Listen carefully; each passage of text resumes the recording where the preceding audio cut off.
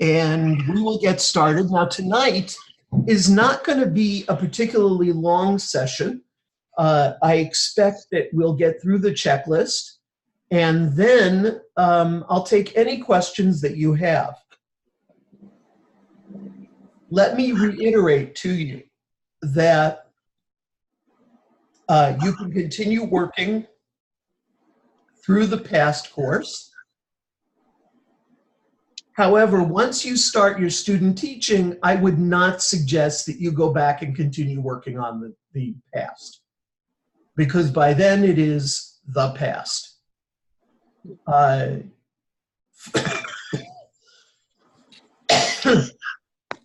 Focus on your student teaching course.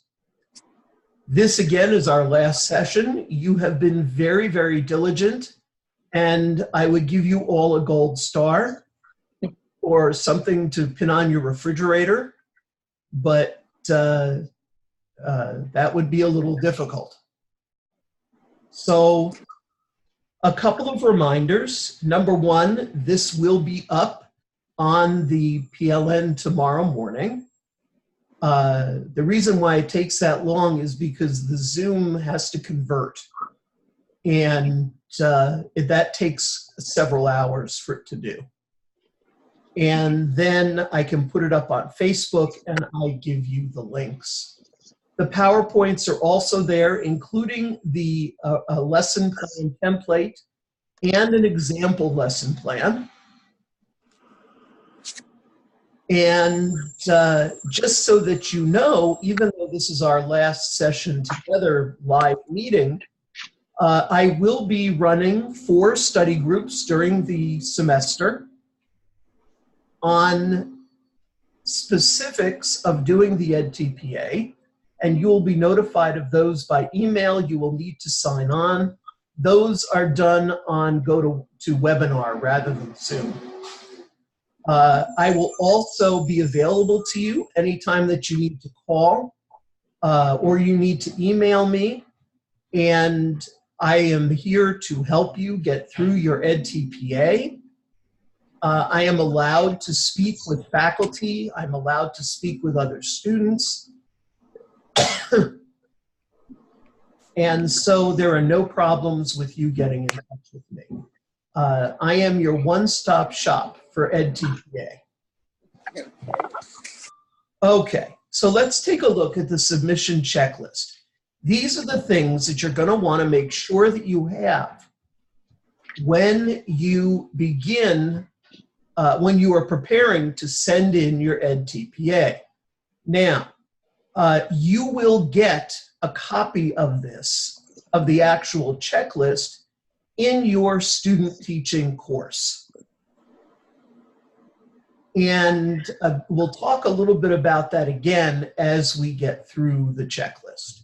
So let's go through this, and then I wanted to talk a little bit about what you can expect in student teaching. I've mentioned it before, but I want to make sure that you all understand.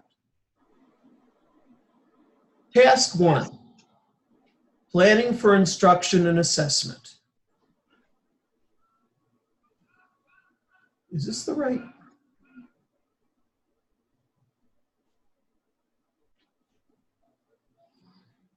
You know what? I think I did this one.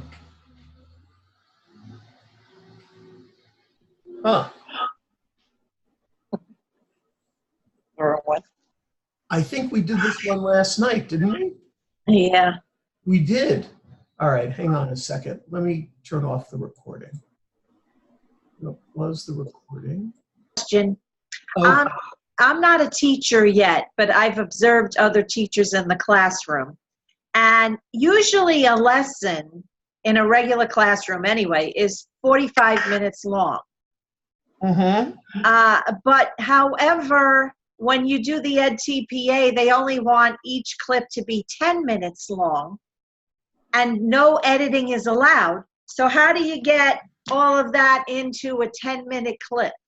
Okay, you don't. What you're going to need to do is remember the purpose of the clip. The purpose of the clip is to provide evidence for whatever you've written in your commentary. So you're going to need to give concrete examples of how your student has learned. Therefore, if you have a particularly interesting thing that you write in your commentary about how the student was able to find their own mistake and then redo the problem correctly on their own, for example, okay? Yeah. Then that's what you want to talk about in your commentary, and then that's also what you're going to want to show on your video clip. So really what you're going to do is pick the 2 10-minute clips that show evidence of what you've written in your commentary. Okay, so you don't have to show the entire lesson plan. No, not at all. Oh, okay. Not at all. But Oh. I want you to videotape the whole lesson plan. Yeah, just so if there's key moments. That's right, because you may miss some of those key moments if you only videotape 20 minutes out of 4 lessons. Videotape everything, and then when the class is done, go back, write your commentaries, and select your videotape based on what is going to provide evidence and data for your commentary. Okay, thank you. Okay. How's the weather, by the way? Much better today. It's beautiful. Oh, good, good. Okay. Other questions? I have a question. So when the student teaching course starts, it starts September 5th, I believe, or I guess when do you start task 1? Or like when do you really dive into doing the EdTPA? Yes. I apologize if I'm muting myself and unmuting myself. My Okay, roommate so when does it all start? Yes. Okay. The first week of student teaching is going to be really easy for you guys because it involves a couple of PLN specific exercises to get other students used to the PLN. So it's not going to be that week. But the second week, you will have to turn in your context for learning document. Okay? And so it really kind of begins there. But it'll be around week, oh gosh, I think it's week 5 before you have to turn in your planning commentary. Okay. There are other assignments along the way. Mm-hmm. Okay? But the planning commentary will come, it doesn't come right away. Now, that's not true in the 8-week program. In the 8-week program, it's all a little bit more, it's a little quicker because you're only dealing with 8 weeks. So you're going to turn in a PLN for the first 8 weeks, you're going to turn in an EdTPA for the first 8 weeks and the same EdTPA for the second 8 weeks as you revise it. How do we know if we're in the 8-week versus, I guess? The only people who are in the 8-week program are those who are in a dual placement. Got it. So if you're doing elementary and special ed, that's really the only time that you're going to be in a dual placement. Maybe they do early childhood and special ed, but that's pretty much it. There's no dual placement for secondary or special ed or anything like that. So in general, if you're only doing special ed, then you'll be in that placement for 15 weeks. Mm-hmm. And I didn't realize that after I was enrolled in GCU, these dual, like early childhood special ed and elementary special ed programs were created within the university. So I couldn't backtrack, I guess, to go into elementary special ed. So I'm just kind of in the general program. So I'll have to probably take courses related to elementary after graduation, which is a little frustrating. No, because once you're certified special ed, You can teach special ed at any level. But I thought that I had, I mean, I'm in New York, so I don't know. I think they require content-based exams and courses for certification. Yes. They do, Emily. I'm from New York as well. But even in special ed, you still have to take the multi-subject one for content specialty. Okay, so I took the first through grade 2 and like all the other students with disabilities, EAS, but now I'm kind of deciding that I think I want to not be limited to early childhood, so I will have to retake those multi-subject tests and I think additional courses. Yeah. Yes, they have for elementary and they also have for secondary. Right. So, because I never took courses that were in the program that were geared towards a specific grade level. So I wasn't aware until recently that I was in kind of a general K-12 special ed program.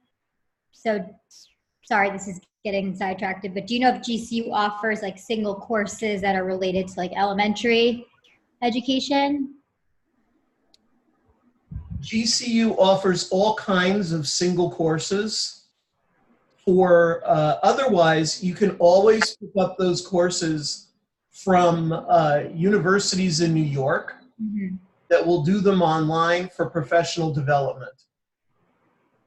Like I just had to renew my teacher's license here in Michigan.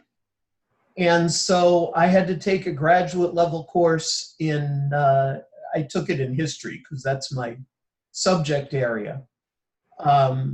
So I took a 3-credit online course at a Michigan university. So realistically, I won't be able to get certified. I mean, I took the Students with Disabilities exam, and like, let's say I pass the EdTPA special ed, will I be certified in special ed? Yes, you will. Okay. Yeah, you will get certified, but you'll need to be teaching special ed. Right. I have to tell you truthfully, there's a bigger market for special ed than there is for elementary or anything else. Yes.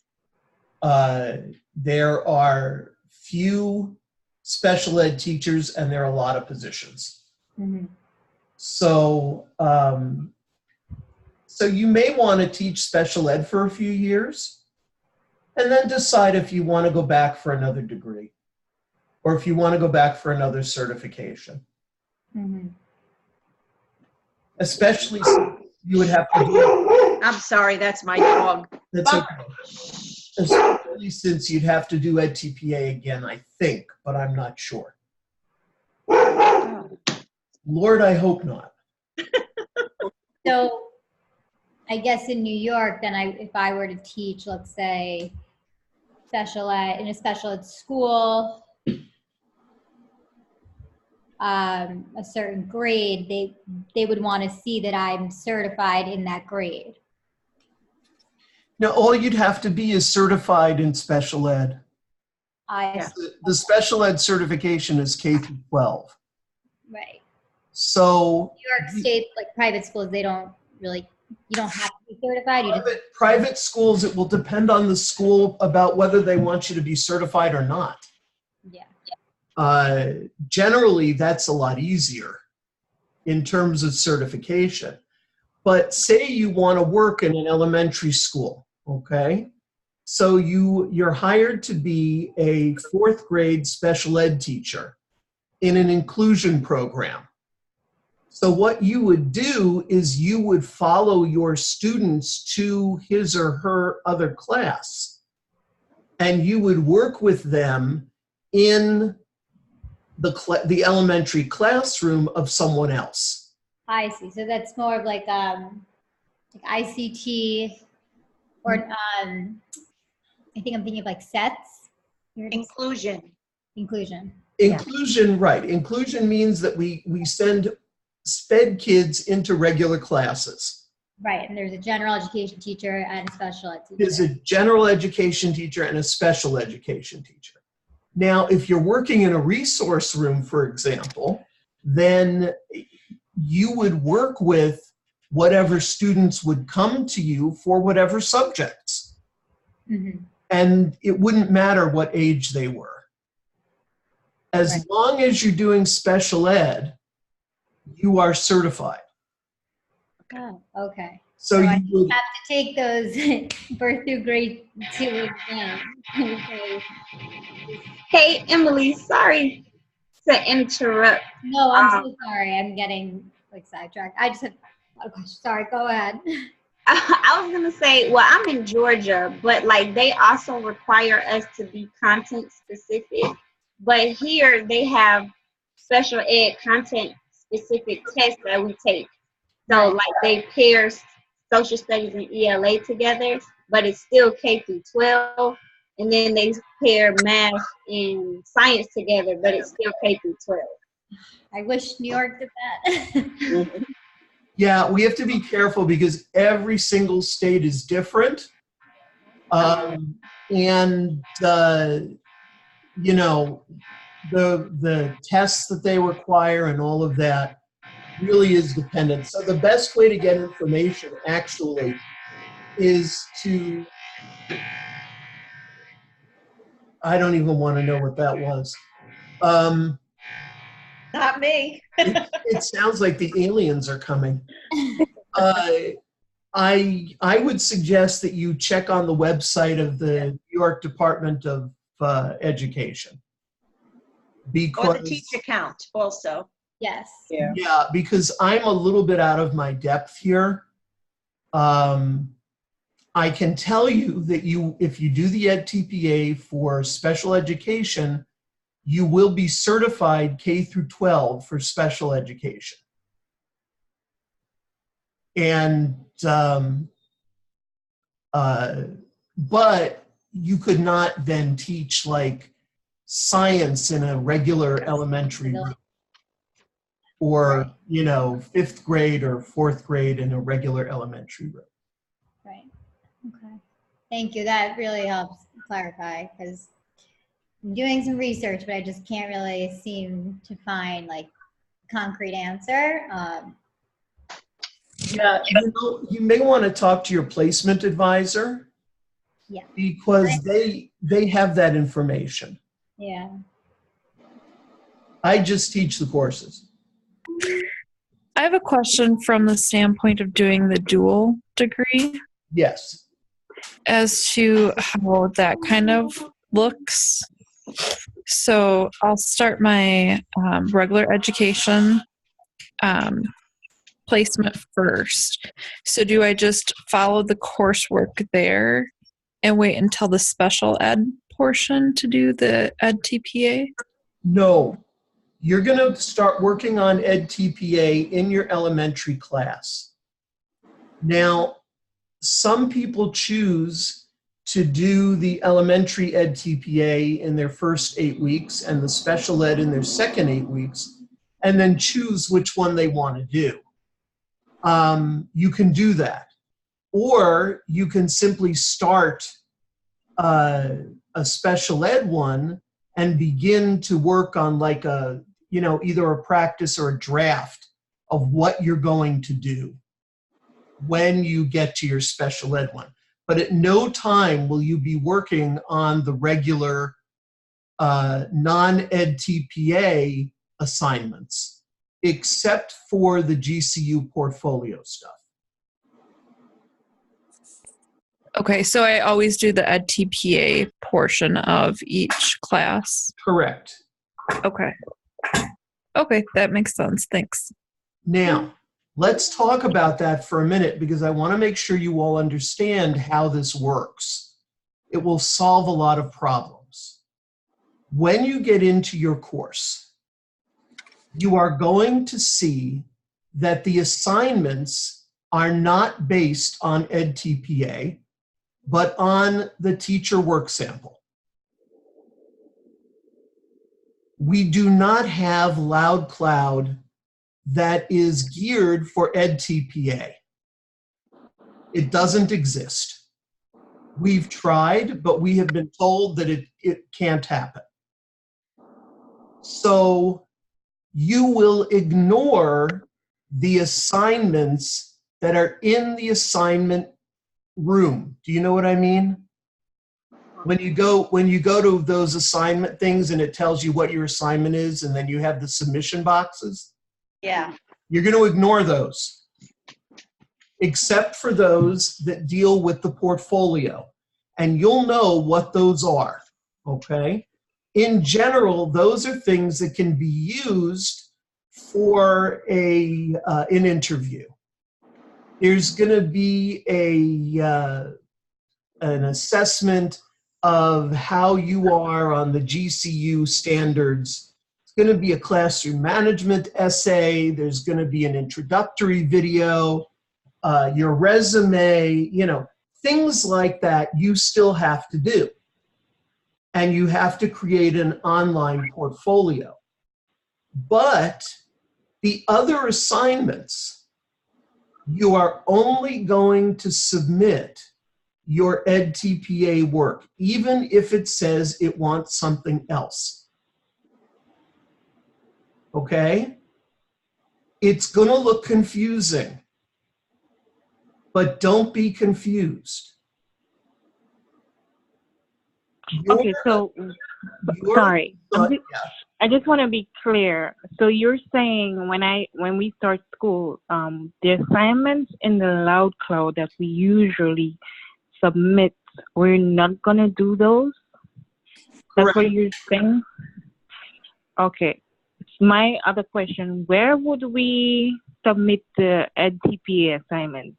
In the submission boxes, they would have submitted the other assignments. Oh, I got you. Okay. Okay, so you're going to submit in the same place, but you're not going to submit what they are describing. Okay. Okay, You I will got you. find in the announcements, please. Now, I know it's not you, okay? I know it's not anyone that's here. But for goodness sake, when your professor puts up an announcement, read it. There are so many times when people write from any of my classes and ask me questions that they would know the answer to if they just read the assignment. Makes sense. Does that make me crazy? Oh, yes, it does. Oh, yes, it does.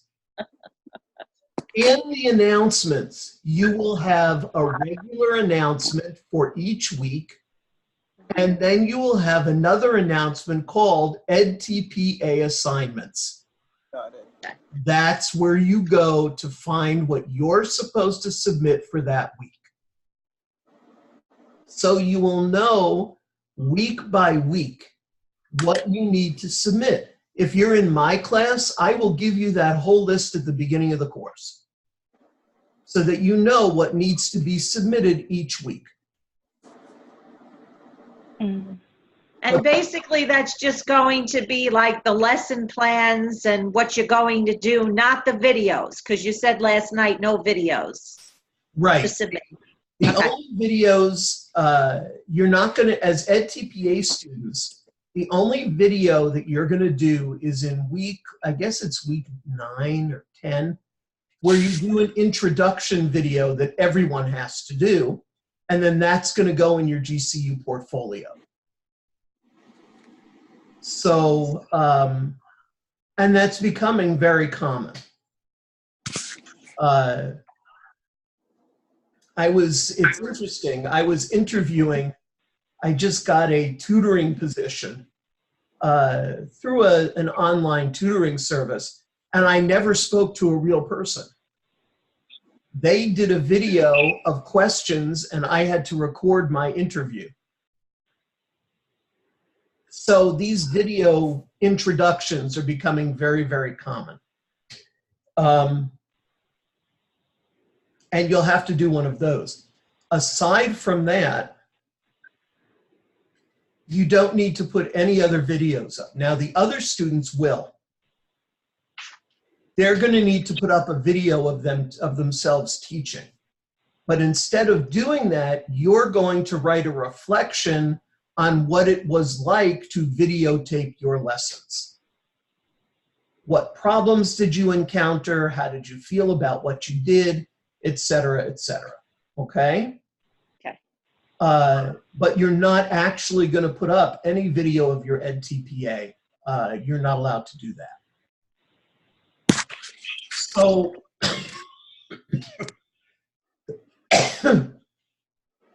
so each week you will look at the announcements. You will see the announcement that's marked Week 3 or Week 1 EdTPA assignments, and that's what you will do. Now, you will also be responsible for the regular discussion question. In student teaching, you do not have 2 discussion questions, you only have 1. Okay? So rather than requiring for full participation, 5 and 3, okay, 5 postings, 3 substantial postings, right? You'll be required to do 4 and 3. Understand that because of the difficulties with student teaching and the time constraints, participation in the student teaching course is worth 5 points rather than 20. Okay? So The student teaching course is the full 15 weeks of the student teaching or just the 6 weeks? okay. If you're in the dual program, it is 2 courses of 8 weeks apiece. If you're in just the special ed, then it is 1 course of 15 weeks. Oh, okay, so it does go the whole thing. It goes the whole thing. Okay. And during that 15 weeks, you need to accumulate 70 hours of work. Okay. That will not always coincide with the end of the course. And many times, students will have to work beyond the time of the course in order to meet their hour requirements. And that's because of things like, you know, Christmas break and stuff like that. One of the things that I would say to you, because we're at the beginning of the year, is when you get your placement, reach out and see if you can go to the teacher in services at the beginning of the year, because you can count those hours. Mhm. And it would be a good way for you to get used to the school, etc. Hey, Yes, you said 70 hours, not 70 days? I'm sorry, 70 days. Oh, okay. 70 days, I'm sorry. I take it back. I was so excited. I like 70 hours better. No, it's 70 days, and now I can't put this up on PLN. No, I will anyway. 70 days, I'm sorry. I take that back. But you may want to consider going to in-service, because that can be very helpful for you. A couple of... I had a question about Yes, the go ahead. So the classroom that I'm going to be doing does an autism training of 4 days before school starts. Would that count? Yes, go. Awesome. You should go anyway. Yeah, it's a good Yes, thing. I've done it before because I've worked in that classroom before, but if it's going to count for my student teaching, that would be amazing. Yes, absolutely. Awesome. Okay, thank you. If the I have teacher... a quick question too. Yes. Sorry. So is there programs that are still 75 days? The 2 8-week sessions are 75 days. Okay. All right. But but the 15-week is only 70 days. Only. It's enough, but yeah. A couple of things for you to be aware of, just so that you have them in mind, because I don't know if anybody tells you these things, but they really should, okay? First of all, remember that when you go into the placement, into the classroom, you are a guest. It's very important to keep that in mind. Now, I know that there are times when student teachers disagree with what the mentor teacher wants them to do. That's fine, but don't make a fuss about it. You are the guest. You do it. What I've asked people to do is keep a notebook of what the mentor teacher did and what you might do differently when you have your own class. And that would certainly be something that you could write about in the discussion forum or wherever. Also, very, very important. I once had a student teacher who went to a teacher's meeting, was invited. You don't go unless you're invited. And contradicted the head of the department about a student. That teacher was very lucky to keep their position as a student teacher. If you go to a meeting, you sit and you listen and you speak if someone asks your opinion. Otherwise, just observe. Okay? Remember, they're under contract and you're not. So every decision that they make could affect their employment. So don't, I don't know how to say this nicely. Just be careful about what you do and what you say. Meet frequently with your mentor teacher. Go over your lesson plans. Accept that not everything you do is going to be perfect the first time, and be willing to take some criticism for it. And under no circumstances, are you all listening? Yeah. Under no circumstances ever ask a student to try on their clothes. What? Huh? Yeah, I had a student teacher who did that once. Oh my God. She got thrown out. Yeah, that's. The student was in 4th grade. Well, yeah, that's inappropriate.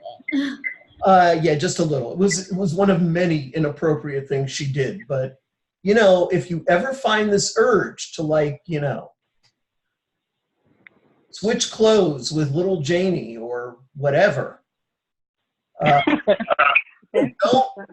don't do that. It's absurd. Isn't it? So funny. Isn't it? Yes, that was her second placement she lost. I believe that she was dropped from the program after that. But, and of course, who got to be her supervisor? That would be me.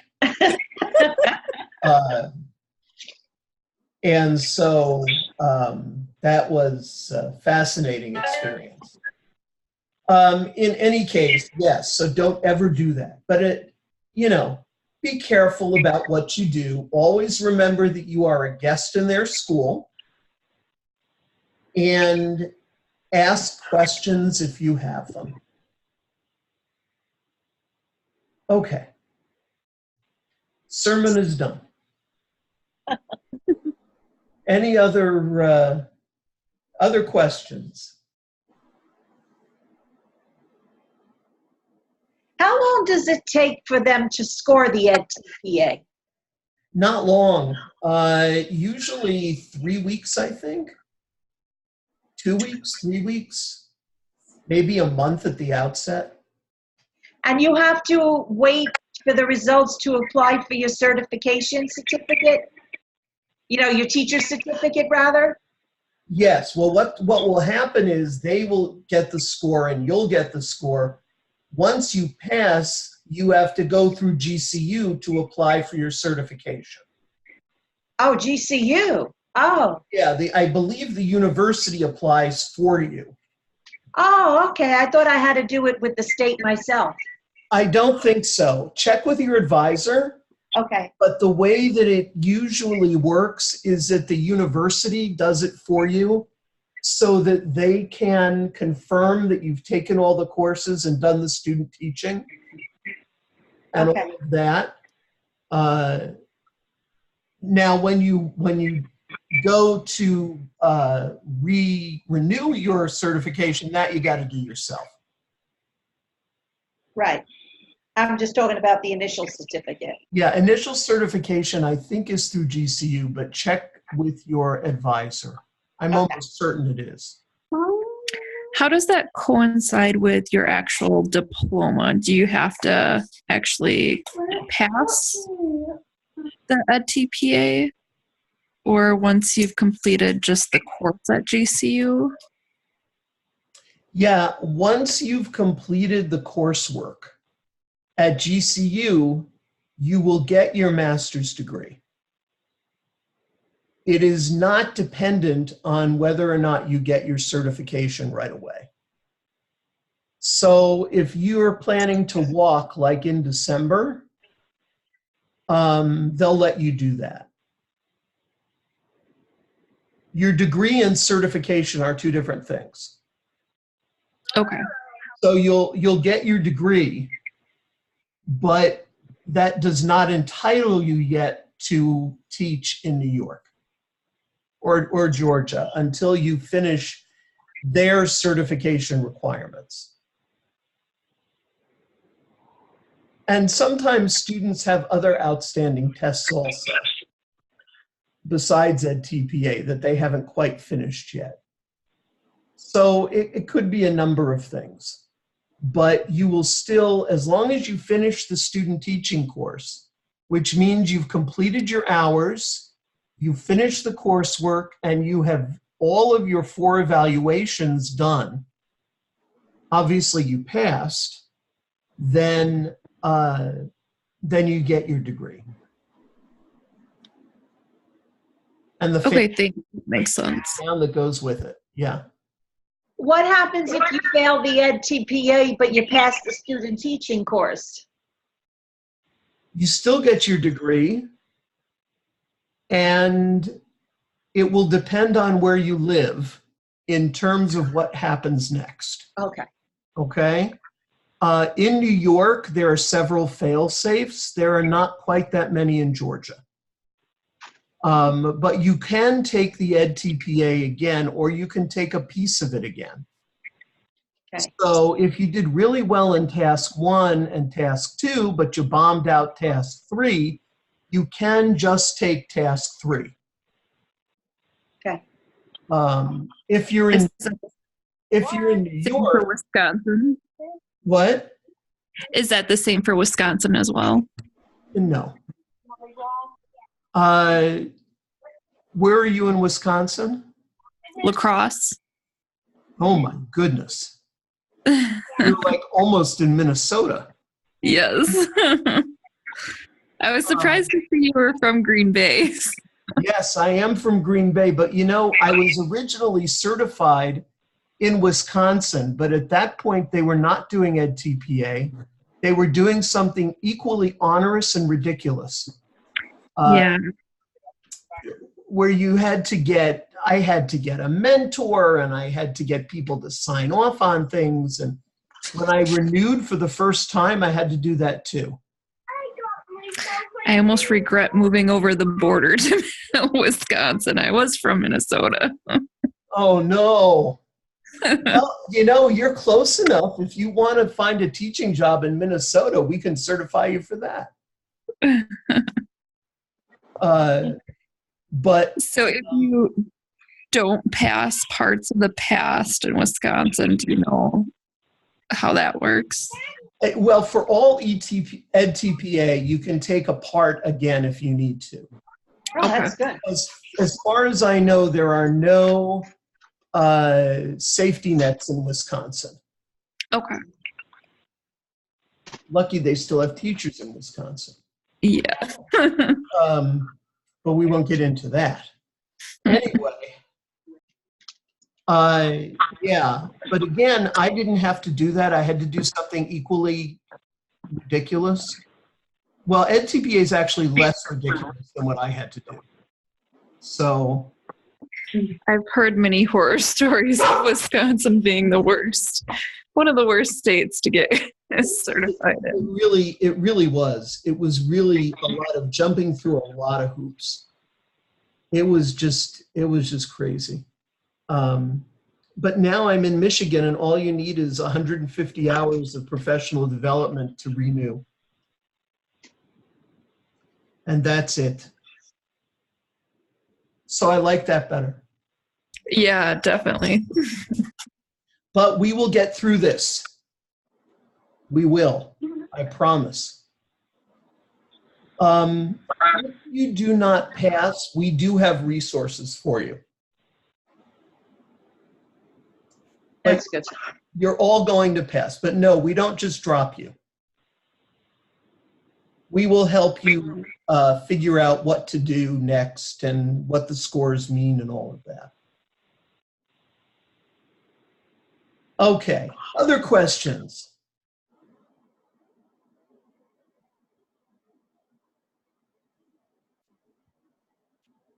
Okay.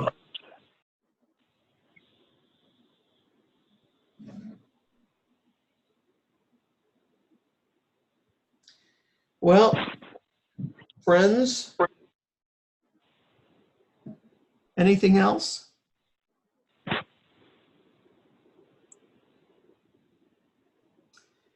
Well, friends, it has been a pleasure working with you. Please continue to complete the past course. This question and answer session will be up tomorrow. And you can always get in touch with me if you need to. Okay. Thank you. Thank you all very much for Thank sticking you. it out. Thank you. And good luck. Maybe I'll see some of you in class if you are not so lucky. All right. Take care, everyone. You too. Have a good night. You too. Thanks again. Bye-bye.